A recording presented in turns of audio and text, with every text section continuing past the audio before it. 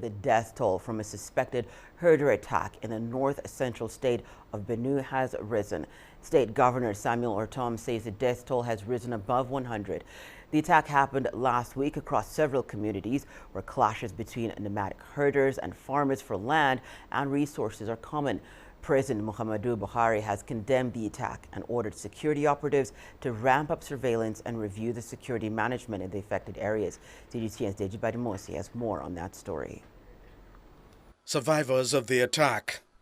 Some so young it's difficult to imagine anyone could attack them in this manner.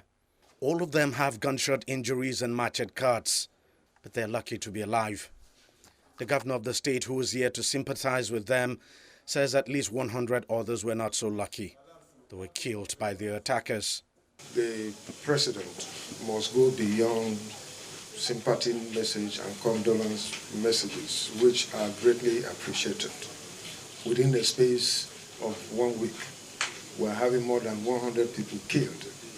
And if that continues, it means we shall be completely annihilated from this country. In all, we have received 38. Of this number, 20 of them are women, or females, better put, ranging from age between 2 to 60. 10 of them are also children, most of them 2, 3, 6 years old, and we have only about 7 males. Again, we observe the nature of the injuries. A good number of them that survived and reached here were attacked with intent to kill. They targeted their head and neck region. Back at some of the villages that were attacked, many are still mourning the loss of their loved ones. The attackers didn't spare anything in sight. Even this local yam barn was burnt and the yams destroyed. No group has claimed responsibility for the attack, but the locals blame it on nomadic herders.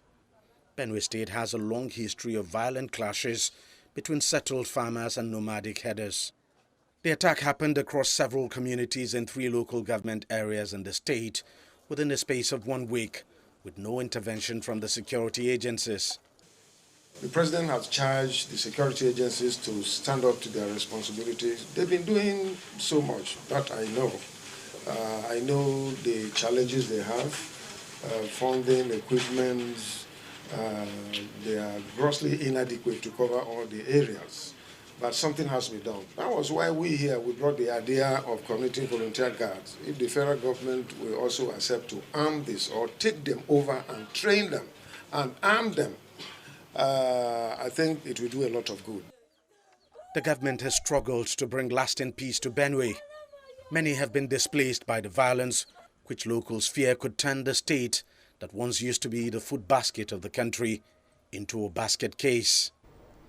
Deji Badimosi, CGTN. Well, as we've been reporting, Nigeria is facing a resurgence of violence, which had seemed to be largely under control until recently. Insecurity in Nigeria is reported to have 3 main patterns: intercommunal violence, kidnappings for ransom, and militant attacks. In central states like Benue and Plateau, intercommunal clashes are between nomadic herders and settled farmers. The violence is sporadic and usually low in intensity, often triggered by the scarcity of resources such as grazing land. In the northwestern states, including Kaduna and Zamfara, insecurity there is driven by armed gangs locally known as bandits. They carry out raids and mass kidnappings with demands for ransom. Meanwhile, the northeast is dominated by terrorism. Violence there is fueled by militant group Boko Haram and its splinter faction ISWAP, which is allied to the Islamic State. In the following report, our correspondent Deji Badimosi details how incoming President Bola Tinubu will have to deal with insecurity, which tops the list of challenges in the country. If there's one topic that has dominated campaigns and the build-up to Nigeria's recent presidential election, it is insecurity. And it's not surprising. Africa's most populous country has been dealing with an unprecedented security challenge. Boko Haram insurgency in the northeast, banditry and kidnappings in the northwest and north central, and separatist attacks in the southeast.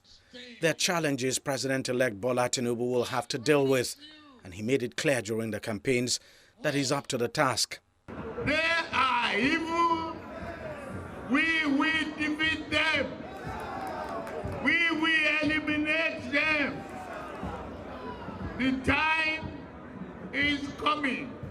Tinubu's plan to tackle insecurity in the country is contained in his 80-page policy document, which was his campaign manifesto during the election. What are the promises made in that renewed hope document? Number one, carry on with the good aspects of the security management policies that were handled by the President Buhari administration. Number two, introduce new philosophies and technology into the security space.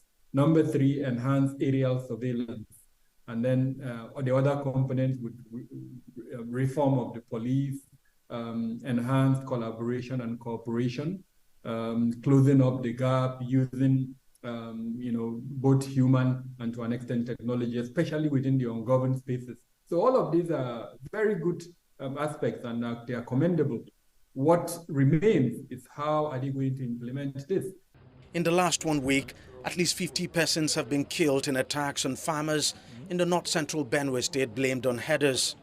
And in the northwest, several persons, mainly women and children, were kidnapped in raids by bandits across 2 states. These recent incidents are clear indications of the enormity of the security challenge awaiting the incoming president.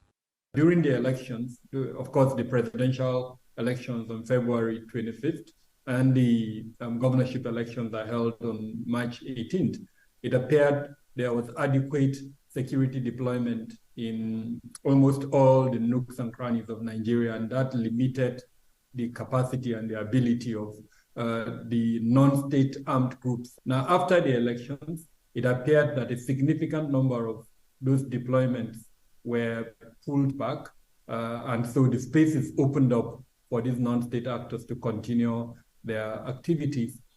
The current government has invested a lot in building the capacity of the country's military in dealing with the security challenge. While the problem has still not gone away, it says it has made progress in bringing it down. In terms of the insurgency in the northeast, we have been able to take out a lot of the insurgents. I know from the top of my head, from March of last year to December of last year, the military was able to take out 2,403 insurgents, but not everybody knows that.